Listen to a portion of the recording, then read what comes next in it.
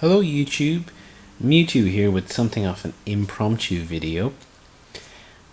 I was reading the Sega April forums and one of the newer members there, Skunkworks, put up a thread asking people what is their console tree. And by that he meant what was the series of consoles that you had from when you got your first one to today. And it's quite an interesting thread idea, but I see some people are putting in lots of text, and I says, oh sod that, I can't be bothered writing a lot of text, so I'll just make a video. And but before I get into the video, I have to wonder, what's with the name Skunkworks? It certainly doesn't invite being, shall we say, stuck in a lift with. However, with a name like Mewtwo and then a very butchered, multi-pun based YouTube username, I probably shouldn't be casting, a stone.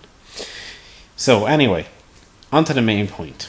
My first proper system was the Sega Master System, which is probably pretty evident from the content that's been on the channel to date.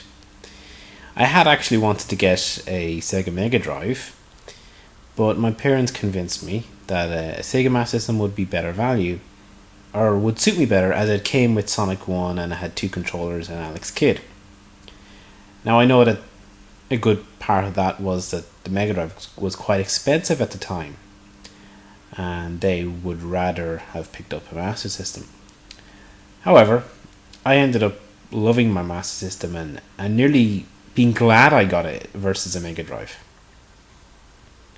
But over time you do move on, and I did upgrade to a Mega Drive. It was actually my friends that they were selling their Mega Drive to buy a SNES, so I bought their Mega Drive. I believe I bought it for £40 Irish, which was punt at the time, and it came with Jimmy White Whirlwind Snooker. So I have fond memories of that game, despite the fact that I won't be particularly great at it, and it probably, while being a great technical achievement, isn't exactly a go-to classic. For whatever reason, I don't have as many fond memories of the Mega Drive, even though I do consider it one of my favourite consoles. I think it's because I didn't have it for as long as a Master System before I upgraded. Probably only a couple of years, maybe even less. But the same people I bought the Mega Drive off, they were getting an N64 one year, the year it came out. And I went over to their house and I played Mario 64 and was completely blown away by it. So despite being an avid kind of Sega fanboy for the last, say 4 or 5 years, however long, probably a bit more, in one fell swoop, I was converted to Nintendoism. And I had actually expected my next console to be either a Sega 32X or a Sega Saturn. I had bought Sega Saturn magazines, thinking that, well, when I eventually get to upgrade, which it could have been years away, the Saturn was like $399 at launch, which is just crazy dear, especially for the time frame. But I did expect to move on to the next Sega platform. I was a Sega fanboy. But the N64 just totally won me over and would go on to be easily my favourite console. Even though the Master System I have a lot of fond memories for and I kind of collect for, the N64 was probably my kind of key to my formative years, as it were, kind of late high school or secondary school, whatever you want to call it, and into college. And just the games I felt there was such a good mix of classics, a much better ratio of hits to duds, in my opinion, than most consoles. And around, the time Pokemon was coming out then, probably a bit before it, maybe the year before it, I picked up a Game Boy Original while I was on holidays in the UK. And never played it too much, but played a lot of the original Pokemon. That kind of that was my first handheld, and that started off the handheld line, if you will. But after that, I think the next system in the house was probably a PS1, the slim model. It was kind of my sister's, but we shared it, I suppose. I think I ended up playing it more than she did. She was firmly in the N64 camp and was not moving. So it never got too much love. And we kind of held on to the NX4 as the mainstay until the GameCube came out. The GameCube was something I didn't pick up originally. I played some of the launch titles, but unlike the NX4, it didn't blow me away.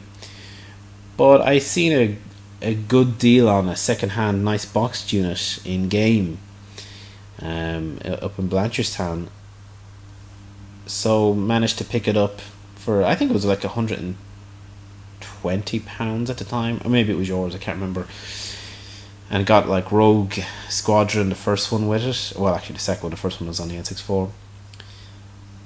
I never really got into the GameCube though as much as the N64. There's some good games, and I did have fun with it, but it didn't grab me the same way.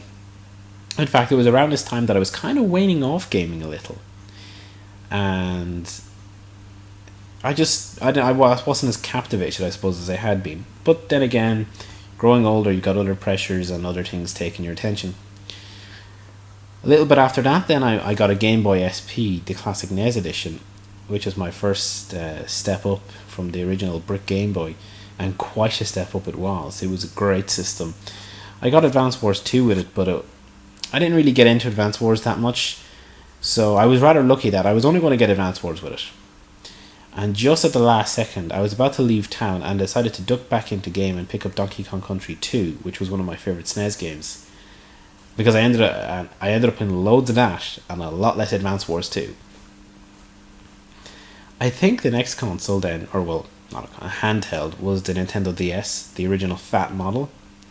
And I actually got a VIP model. It was a pre-release version that was offered to the Club Nintendo members in Europe before the full launch over here. So I must dig that out at some point and do a video on it. I really got into the DS though, and I kind of followed on from the GBA SP quite nicely, and for a while it was my main system. I didn't really game very much on a TV anymore. So much so that I can't even remember what my next main console was. It was either the Wii or the PS2. I was very late getting into the PS2. I got a Slim off. I was a Christmas present. Actually, both the Wii and the PS2 were Christmas presents, but from different people. And the PS2 is grand as a system to fall back on because of its massive library. But I was never really a Sony, fanboy by any means. So I never had any kind of great connection to it. The Wii, on the other hand, I felt it started off like a hurricane, and Wii Sports was truly a different experience. And Twilight Princess, which was my other launch game, a fantastic Zelda game. But while I did enjoy the console, I just didn't feel it really delivered the same sort of magic that earlier Nintendo systems had. And I still feel that way. I'm not entirely sure why, because there are great games for the system. But I find myself less and less interested in the Nintendo platforms. Maybe it's just a new direction of the company. Who knows? But that led me to get an Xbox 360. I have a fair few games, for the Xbox 360, given that I haven't had it that long. But I don't really care for it that much. I consider it very utilitarian, and the same with my next console, the PSP. First non Nintendo handheld. I only have a couple of games really, and it's more of a homebrew device than anything. But it's more of the modern trend for me in that the machines I have now I don't have as much, I suppose, emotional connection to them. My most recent machines then are the PlayStation 3, which was a birthday present for my girlfriend. Not this year, but the year before. We got it over on a trip to the UK. And I do quite like the PlayStation 3, actually. I tend to try and pick up modern releases on the PS3 when I can. It's a little pricier to pick up the multi-format releases, which is a bit disappointing. But for whatever reason, I seem to dig it a bit more, despite the fact it has some distinct flaws.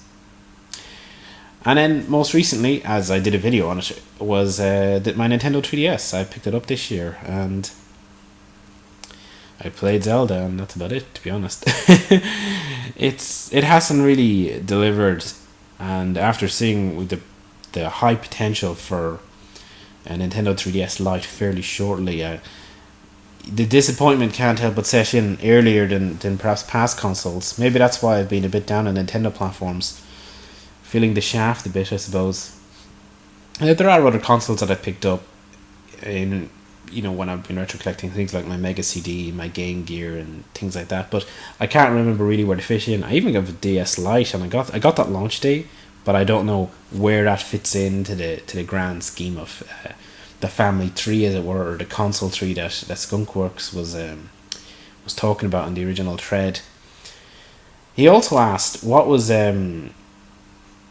what was the question? It was, what do you think the best overall console is, and your favorite overall console? For me, they're actually both the same. My N64 I just love it. I have great memories with it, and I do think that it has a very strong list of great games to mediocre entries. But it's hard to collect for the Nintendo platforms, so that's why I kind of steer clear at the moment of it. But anyway, it was a very interesting thread, and it would be interesting to see other people's kind of console trees. What was their, shall we say, path through the gaming wilderness? Because at some point, if you get into gaming, you're likely to follow on, and everyone's going to have a different, path through. Maybe you started with a Commodore 64 and moved to a Mega Drive, and then maybe dropped out of gaming for a while. Who knows? But I suppose it'd be interesting to hear some others.